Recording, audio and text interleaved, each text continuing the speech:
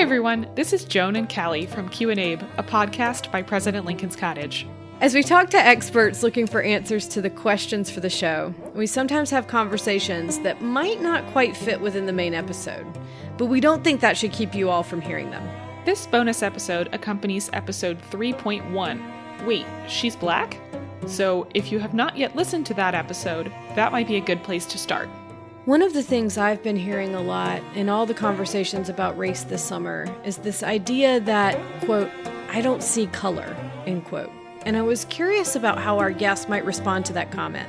Karen Grigsby Bates said, then that's a real problem. You need to see color because color is, I exist. Color exists. The problem is assigning a weighted value to color. It's not that you don't see it, because that's just disingenuous. Of course you see color. And so you should recognize that. Yeah, I see color, but the color that I'm seeing is not any better or any prettier or any nicer or any smarter than the color that's next to it that's a different color. That's what I would say. And Nina Jablonski's response really clearly broke down the physical and the social components that undermine that fallacy. This idea that someone can be colorblind in a social sense is really an interesting and controversial one. Firstly, unless one is actually physically blind, one can see color. And we also privilege color in our brains, insofar as primates, and humans are primates among the many different kinds of mammals that exist in the world. Primates are really color-oriented creatures. And so color means a lot to us and is really important to us. So people really are not colorblind, even if they might be red-green colorblind or blue-yellow colorblind. They're not colorblind. They can see some gradation of color. What many people now say is, oh, I'm colorblind. It doesn't matter to me. They're trying to aver that color itself has no psychological or social meaning to them. For some people, I would say for relatively few people, this may be the case. For most others, it is not. Because when we are growing up, and as small children, we observe the people around us. We observe how people react to the people around us. And we pick up on small nuances of behavior and attitude.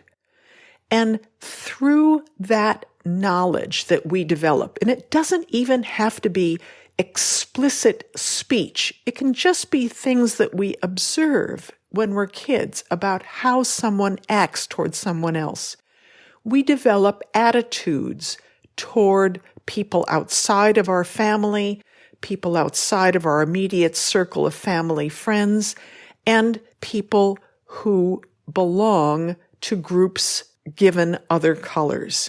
Now, this becomes a really interesting issue of how then do we sort out this fact? We develop as kids this idea, okay, our friends appear to be mostly of this color or of that color. How do I think about these others?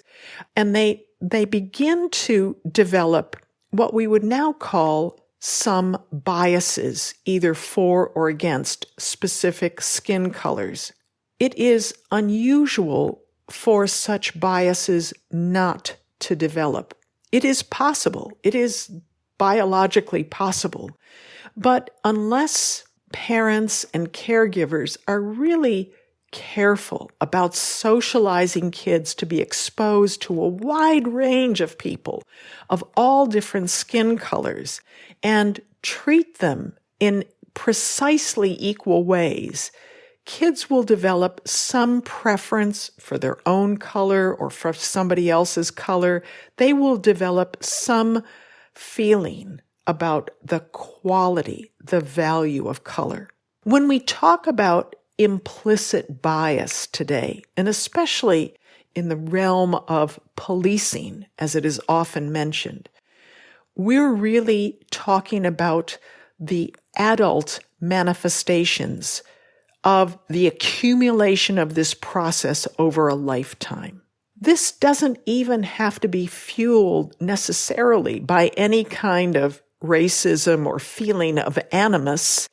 It can just be that, people are different, I react to them slightly differently, or I might react to them quite a bit differently if the associations are strongly positive or strongly negative. And so the idea that people can say that they're colorblind is nonsense. Most people are not in any kind of biological or psychological or social way. They develop some level of implicit bias as a result of their socialization. The key thing from our perspective today is that we come to recognize that. We come to recognize how influential that implicit bias is in the daily formation of impressions, in the perpetuation of stereotypes in our own mind. And we say, hold on, I'm holding an impression that has no basis. And this is where people really need to put on the brakes and say, we need to think about this. We need to think about ways that we can prevent implicit bias in the first place. Or if it's going to continue to exist in your head where it's very hard to get rid of, how can we prevent it from having bad manifestations in the world around you? Precisely. I hope you found those insights as useful as I did. We'll see you in a week with our next full episode. This episode was produced by me, Joan Cummins, and Callie Hawkins, with backup from the President Lincoln's Cottage team. Music for Q&A was written, performed, and is copyrighted by Clancy Newman. Q&A is possible thanks to generous supporters of President Lincoln's Cottage, including the National Endowment for the Humanities. To find out how you can support this podcast and other programming, visit www.lincolncottage.org. You can also write to us at podcast@lincolncottage.org. President Lincoln's Cottage is a home for brave ideas. Stay curious.